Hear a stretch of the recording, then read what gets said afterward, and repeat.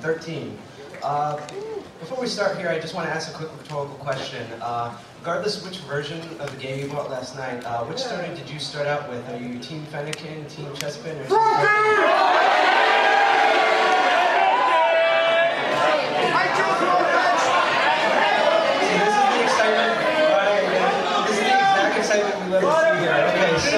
Just because we have this,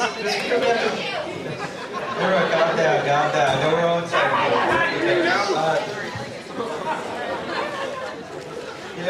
Just because we have to say this as a group, if you've been trapped underneath the Snorlax for the past year, as we all know, Pokemon X and Pokemon Y came out technically today. Starting last night at a huge midnight launch at the Nintendo World Store, where these two, Debbie and Jeffy, actually proposed marriage on stage during the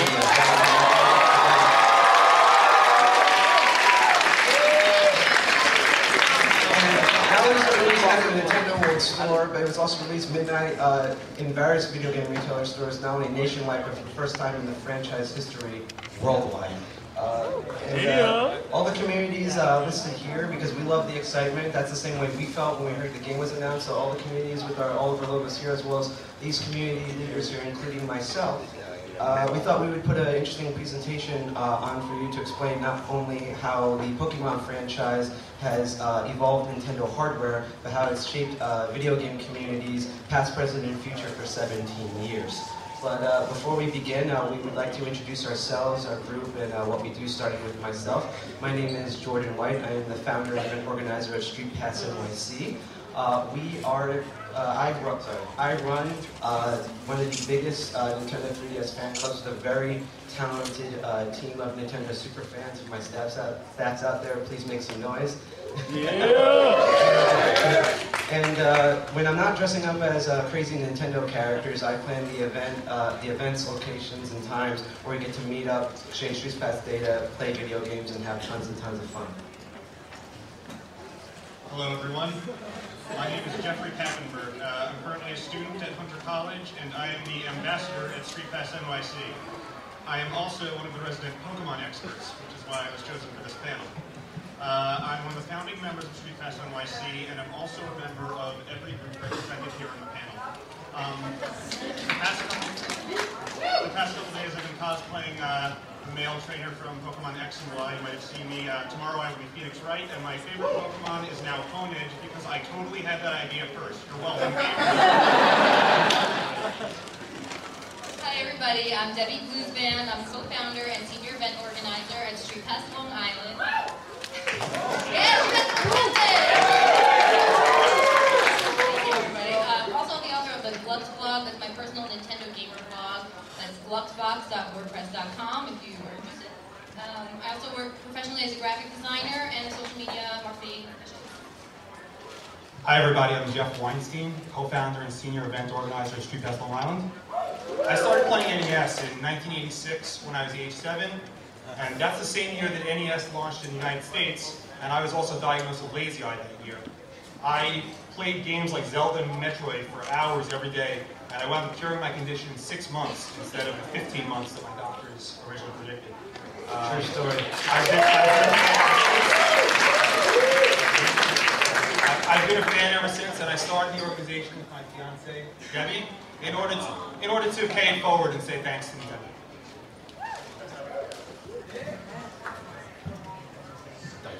Hello. Hey.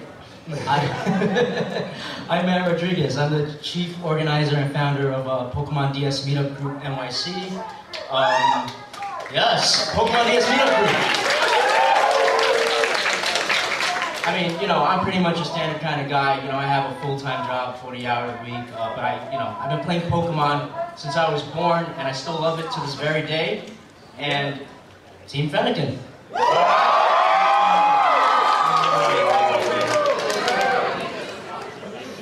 Hi, I'm Keith Smithson, better known as KC Online. I am a professional journalist. I began my career writing about exciting things like finance and banking, and then moved into the boring video game world.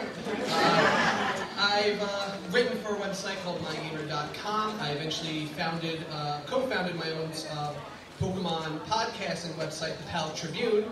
That was back in 2007. We had about 10,000 listeners to the podcast back then. that community is still going, even though we kind of closed that down. My newest project is the Pocket Players at thepocketplayers.com. It is a portable gaming blog. Pokemon's still a big part of that. We have a weekly podcast also, and we're actually happen to be our 1-year anniversary this week of the site. So now that we got that boring stuff out of the way, and you know who all of us are, we would like to now introduce you to the different Nintendo communities that we run. Alright, so we'll start with my group, Street Pass Long Island, our group, I should say. We're a local 3DS gamers group who lives on Long Island, and we want to have meetups, tournaments, and other Nintendo-themed events in our local Nassau and Suffolk counties. We're a fan-run organization, and it was co-founded by myself, Jeff Weinstein, and I think I'd say Debbie Gleeman. We actually met and started dating because of the Nintendo 3DS. That's not us. Epic music for that. That's pretty freaking epic, I must say. So we're like the 3DS couple now. I think it's official. We started out taking trips to PBGC and Nintendo World Store for events, and we wanted to share that experience with Long Island residents without the expensive trips and long, costly commutes. So we're kind of a newer group. We started in 2012, and our first meetup was on August 19, 2011 at Smith Haven Mall out in Suffolk County. And we have a 6-member staff. So, yeah, we're doing good. We have about 188 members from Nassau, Suffolk, on Long Island and New York City, as well as various countries around the world. And we're recognized for organizing meetups which explore various points of interest on Long Island, and we try to find creative tie-ins to those games and activities. We have members that come, we sometimes have 25 members, sometimes 15, it really depends, you know, we're a smaller group, it's okay. And, but sometimes we have an event that was over 75 people for some of our Smash tournaments, so really good stuff on Long Island, check it out. As far as future plans, this coming November, on November 17th, in Ozone Park, Queens, we're teaming up with Street Pass NYC to bring a very special event. It's going to be the Legend of Zelda: A Link Between Worlds archery competition. You don't have to be a pro archer. We're renting a place out for 2 hours after hours. We're going to have 3 private instructors, and they're going to teach everybody how to shoot accurately and safely, and then we're going to have a little competition. Shoot those mamas. You can check that out on Facebook. That's under our Facebook page, Street Pass Long Island. We also are planning to have some Pokemon X and Y, Wi-Fi, and in-person tournaments in 2014. And we're also going to be participating with Apex 2014. Our tournament organizer, Street Pass Long Island, is going to be on the Apex staff. So we're really excited. We're going to be working with Street Pass NYC on that. So everybody come to Apex 2014. Woo! They even agree. No pressure, Matt.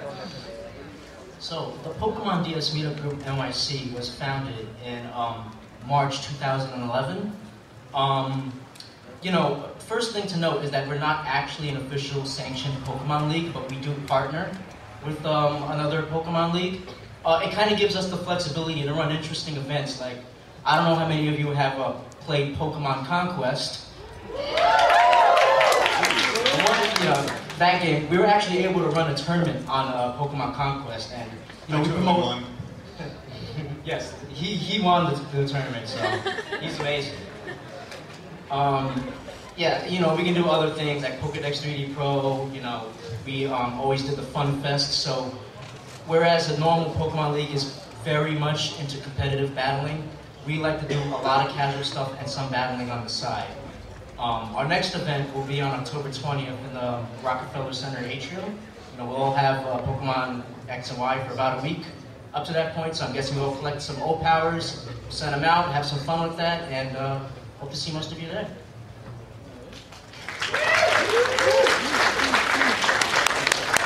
So the Pocket Players, as I mentioned, it's a handheld gaming blog. We cover new and retro game reviews. We have a growing community on there. We host tournaments every other week. We have a couple of, even some online. We've done some Pokemon simulator tournaments. We also have tips. It's also just about handheld gaming in general, not just about DS or even Vita or like iPhone gaming. It's about gaming on the train, you know, like how do you play or where do you play? We have tips for all kinds of, you know, just playing outside of the box and getting out there. And you know what, as we got older, I found that console gaming, I can't make time for it as much anymore. That's kind of why we did this. When you grow up, you're not at home as much, so we're mostly people who, handhelds are the only way we can squeeze in some gaming on our lunch breaks at work. But yes, and as I mentioned, there's a lot of Pokemon talk and stuff there too. And every Monday is Pokemon Monday. So the Castalia League, which is an officially sanctioned Pokemon league, and I have to correct Matt on one thing. It's not really about the competitive battling. In fact, we're not allowed to run tournaments. It's about battling. It's about social group mostly. We reward just coming, participating. We play both the TCG and the video game. There's not a lot of places that do the video game, actually, because a lot of the places that run leagues are comic shops, and they're trying to sell you cards most of the time, so they don't usually make that much room for video games. So we're one of the few places, and we like to meet after work, you know, with that kind of a group in the city. But we like to give out, one of the reasons people join is to give out gym badges and gym cases like this thing here, which are pretty nifty they give us. Promo cards and exclusive downloads, things like that, just for showing up enough. And if you want to, you can look up the Castalia League on the cards that are on your seats, or you can Google Castalia League.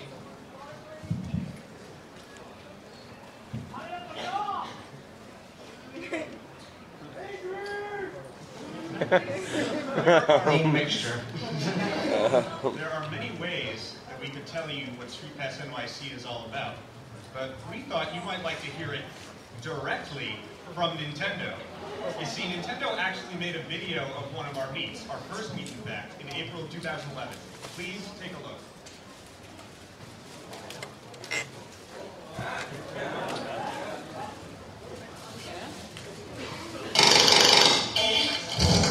Street Pass NYC is an informal group of gamers from the New York area who get together to share mini characters through Street Pass, play games in the local, the Nintendo 3DS, and more. On April 16th, the inaugural meeting of Street Pass NYC took place in New York's Union Square. And Nintendo Week was there. Check it out!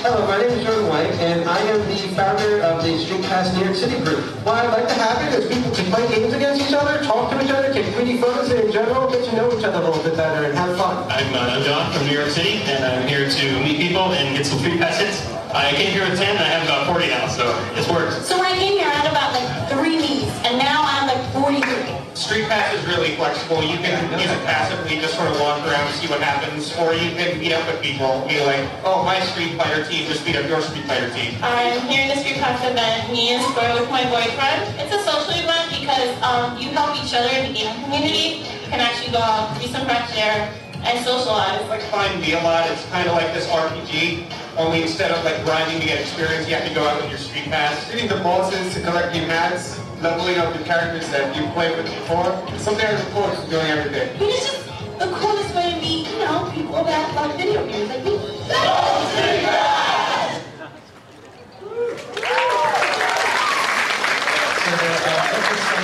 What the video we just showed you, we are Street Pass New York City. We operate in 4 out of the 5 boroughs, Manhattan, Queens, Bronx, and Brooklyn. We generally set up cool hangout meetups, as well as do official launch events with Nintendo of America and third-party partners, as well as we love to do charity runs to raise money for a good cause. If you want to know more, type in Street Pass NYC on Google, and you can find our Facebook and Twitter and more, just Street Pass NYC. So that kind of concludes what our groups are all about, but before we get to talking about 3DS and Pokemon X and Y, we thought we'd let you kind of know how Pokemon and Nintendo handheld gaming began. Nintendo has always been on the cutting edge of innovation since their transition to video games in 1980. Amazingly, if you examine the history of Nintendo handheld consoles, you could see how the initial vision of modern-day 3DS originated in the early 80s. As technology caught up throughout the years, the concept of a dual-screen handheld that can connect gamers socially finally became possible. Does anybody recognize what this is? Of course! This is the Nintendo Game & Watch. This is their first handheld console. created between 1980 and 1991 they were produced. It introduced the clamshell design and dual screens, which later evolved into a modern-day DS and 3DS handheld, and I'm amazed at how far we've came. The next generation was the Game Boy, which included Game Boy Pocket and Game Boy Color. There's a Game Boy Color Pokemon edition. The Game Boy launched in North America in 1989. The Game Boy Pocket came out in 1996, and the Game Boy Color followed in 1998. All Game Boy consoles used a link cable in order to connect. And there was also an available 4-player adapter, which would allow you to connect 4 units. And also fascinating, the Game Boy Color even included IR capabilities. There was an available Game Boy camera, and in Japan, they even had a mobile phone adapter. Very interesting stuff. So with the introduction of the Game Link cable, it really started what we like to call Nintendo communities. It started with just, me and my little sister playing Game Boy together, playing Tetris. And then once the 4-link came out, we were able to really start playing with a lot of friends and make groups of friends that were all Nintendo fans and start our own little Nintendo communities, either, in the cafeteria playing F1 race with our friends and start to share different strategies and things. This is really the birth of Nintendo communities where we're actually able to interact with other people playing the same game.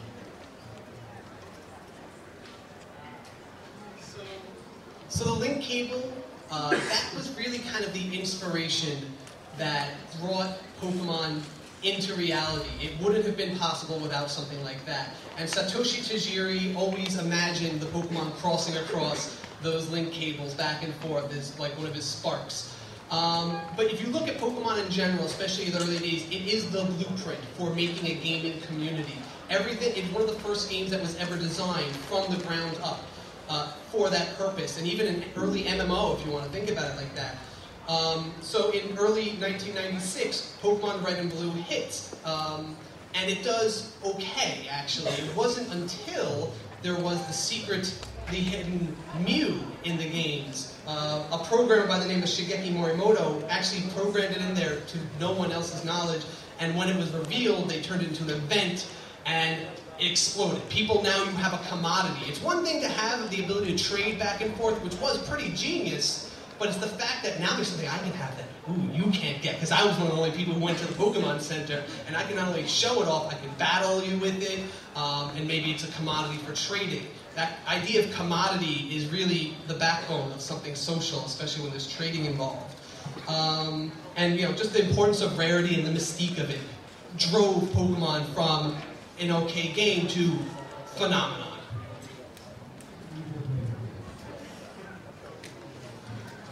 In 2001, Nintendo released Game Boy Advance. This was huge. This was their first console to feature full-color, 32-bit graphics. It was basically like having a Super Nintendo in your pocket. It also introduced the L and the R shoulder buttons, which is still popular today on the modern-day DS and 3DS. In 2003, we received the Game Boy Advance SP in North America. As you can see, the Game Boy Advance SP brought back the clamshell design. It's one screen, however, it also included a backlit display, which is similar to modern-day 3DS. In 2004, we also got the wireless adapter, and Freddie and Casey will now explain how pivotal this was.